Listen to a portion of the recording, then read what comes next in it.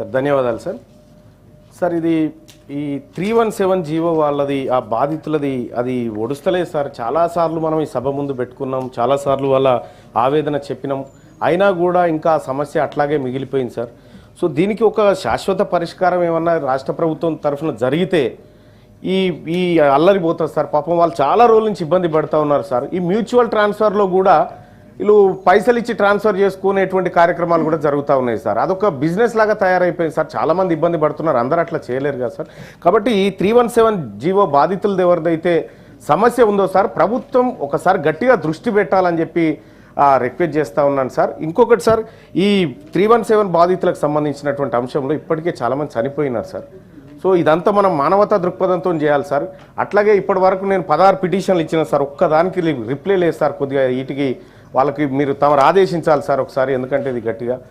ఇక ల్యాబ్ టెక్నీషియన్ల సమస్య మీద ఇంకో చిన్నది ఉంది సార్, తమరు పంపిస్తున్నాం సార్. Thank you.